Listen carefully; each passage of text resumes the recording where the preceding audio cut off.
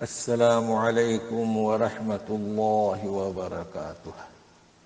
Daily one page کے شعبے سے آج کے پیج کا نمبر ہے 106، اور اس پیج میں ہم سورۃ نساء کی آخری آیت 176 اور سورۃ مائدہ کی ابتدائی 2 آیت اس کا مطالعہ کریں گے۔ گویا کہ اس فی صفحے پر پیج پر سورۃ نساء کا اختتام اور سورۃ مائدہ کا آغاز۔ اعوذ باللہ من الشیطان الرجیم۔ یستفتونک قل اللہ یفتیکم فی الکلالہ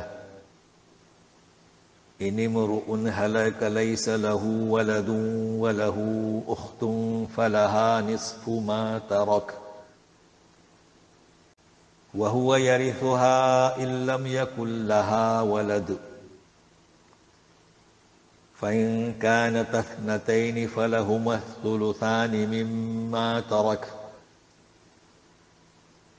وإن كانوا إخوة رجالا ونساء فللذكر مثل حظ الأنثيين يبين الله لكم أن تضلوا والله بكل شيء عليم۔ پوچھتے ہیں آپ سے فتویٰ، کہہ دیجئے اللہ فتویٰ دیتا ہے کلالے کے بارے میں، مطلب وہ کلالے کے بارے میں پوچھنا چاہتے تھے۔ تو کلالہ کسے کہیں گے؟ جس کی کوئی اولاد نہ ہو، نہ بیٹا اور بیٹی، چونکہ ولد اولاد سے مراد بیٹی اور بیٹا۔ اب دیکھیے، ان امرؤ ہلک، اگر کوئی شخص ہلاک ہو جائے، لیس لہ ولد، یعنی نہ بیٹا ہو نہ بیٹی ہو، ولہ اخت، اس کی ایک بہن ہے، تو فلہا نصف ما ترک، تو ترکے میں سے اس کا آدھا۔ اب اس کے اگر عکس ہے، بہن مر جائے اور اس کے کوئی لڑکا نہیں ہے، دیکھو بھائی وارث ہوتا ہے تو پورا لے لیتا ہے، وہو یرثھا ان لم یکن لہا ولد۔ یہ قرآن کی بلاغت ہے جی۔ بہن ہے، بھائی ہے، ان کا حصہ بتلایا گیا۔ اب اگر 2 بہنیں ہیں تو دونوں کو 2/3 میں شریک کر لو، مما ترک، جو چھوڑا گیا ہے، تو 2/3 آدھے سے زیادہ ہوتا ہے نا جی۔ تو یہ تقسیم بتائی۔ اب ایک اور چیز، بھائی ایک بھائی تھا، ایک بہن تھی، 2 بہنیں ہوئی۔ اب اگر بھائی بہن مشترک ہیں تو اگر اخوتن کے معنی ہوتے ہیں بھائی بہن، تشریح بھی کر دی، مرد اور عورتیں، تو پھر نظام ہے سورہ نساء 11 نمبر آیت پر بھی بیان کیا گیا ہے، فَلِلذَّكَرِ مِثْلُ حَظِّ الْأُنثَيَيْنِ، یعنی میل کو 2 میل کے برابر۔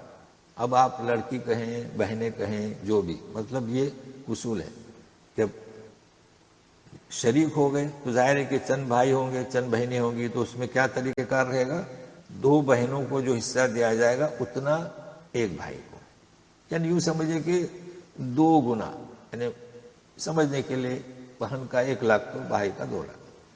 اللہ تعالیٰ یہ سب کھول کھول کر بیان کرتے ہیں کہ ایسا نہ ہو کہ تم گمراہ ہو جاؤ، اللہ تعالیٰ ہر چیز کو جاننے والے ہیں، تو جو بھی بتاتے ہیں علم اور حکمت کی بنیاد پر۔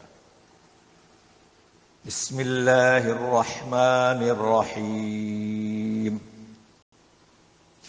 یا ایہا الذین آمنوا اوفوا بالعقود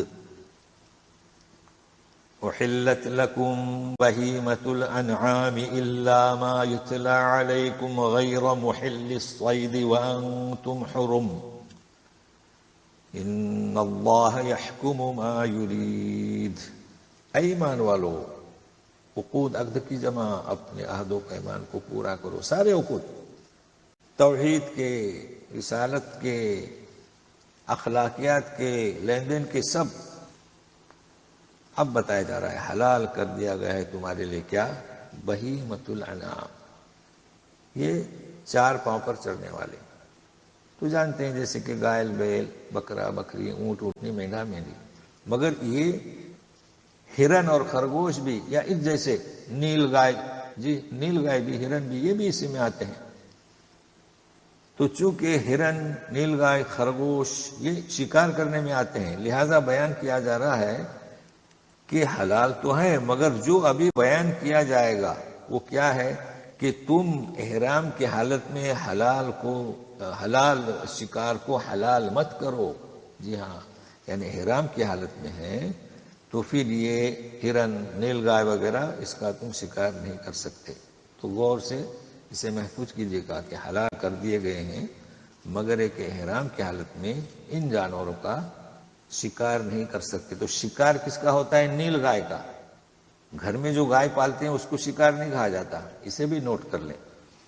ان اللہ یحکم ما یرید، یہ تو اللہ تعالیٰ نے فیصلہ کیا وہ جو چاہتا ہے، اور وہ علم و حکمت کی بنیاد پر. اب دوسرے مسائل سنیے، اسی احرام سے تعلق رکھتے ہیں، عمرے سے، حج سے. يا أيها الذين آمنوا لا تحلوا شعائر الله ولا الشهر الحرام ولا الهدي ولا القلائد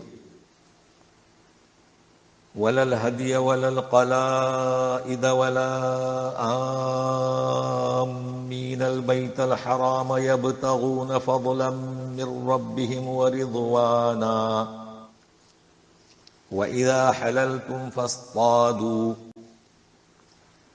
ولا يجرمنكم شنآن قوم أن صدوكم عن المسجد الحرام أن تعتدوا وتعاونوا على البر والتقوى ولا تعاونوا على الإثم والعدوان واتقوا الله إن الله شديد العقاب. اب یہ کہا جا رہا ہے کہ ایمان والو، اللہ کے شاعر کی بے حرمتی مت کرو، اور نہ مقدس مہینوں کی، ولا الشہر الحرام. تو شاعر آپ جانتے ہیں مینا، عرفات اور جو بھی نشانیاں ہیں. اب جیسے کہ اگلی آیت میں، اگلے سطر میں واضح ہو رہا ہے کہ قربانی کا جانور، یہ بھی سب نشانیوں میں سے ہیں. اور مہینے آپ جانتے ہیں، رجب، ذوالقعدہ، ذی الحجہ، محرم، یہ سب محترم ہیں. تو اب ولل ہدی، اور نہ ہدی کا جانور جو لوگ لے آتے تھے کعبے کے پاس قربان کرنے کے لیے. تو یہ شاعر میں سے ہوا.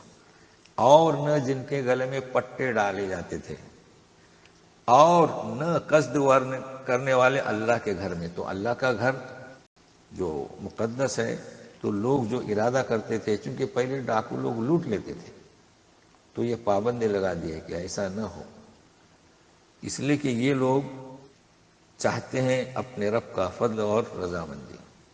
تو اس پر پابندی لگا دی گئی کہ ان کا شکار نہیں ہو سکتا. اور یہ بھی آپ نے نوٹ کر لیا، شکار کن کا؟ جو گھر میں پالتو جانور ہیں ان کا شکار نہیں ہوتا. جی، اب جب تم حلال ہو جاؤ تو شکار کرو.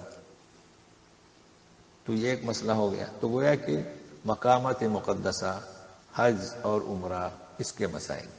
مگر ایک اور چیز، اور مجبور نہ کرے کسی قوم کی دشمنی. دیکھیے شنآن، نون پہلے ہے، دشمنی.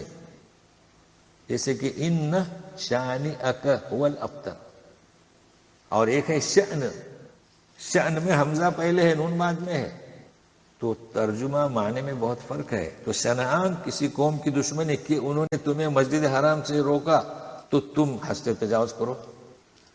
تو ایسا نہ ہو، بلکہ بھلائی تقویٰ پر ایک دوسرے کی مدد کرتے رہو، اور اثم اور زیادتی، گناہ اور زیادتی پر مدد نہ کرو.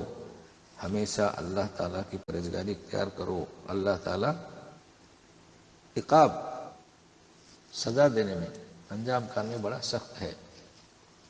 تو ابھی یہ سورہ مائدہ جو ہے، اس کا آغاز ہم نے کیے ہیں. اب جو کچھ تلاوت کیا جائے گا آگے ان کا ذکر آ رہا ہے، اگلے صفحے میں ہم پڑھیں گے کیا حرام کیا گیا ہے. تو اس طریقے سے ہم نے مائدہ کا آغاز کر دیا. اور مائدہ کے معنی ہوتے ہیں، ہمارے یہاں کہتے ہیں خوان یا خانچہ، جس پر کھانا لگا ہوا ہو.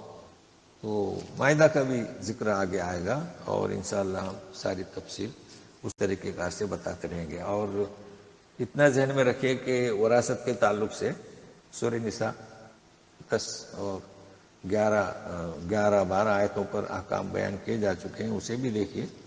بلکہ پہلا صفحہ اور دوسرا صفحہ پورا دیکھ لیجئے، اور پھر یہ آخری صفحہ. تو وراثت کے تعلق سے کچھ آپ لوگوں کو معلومات وہاں پہنچ گئی. اور ظاہر ہے کہ وراثت تو تقسیم جو ہے ہر ایک کے بس کی بات نہیں ہے، لیکن یہ کہ پھر بھی کچھ موٹی موٹی باتیں ہم نے واضح کر دی ہیں. تو انشاءاللہ پھر ملتے ہیں. والسلام علیکم ورحمۃ اللہ وبرکاتہ.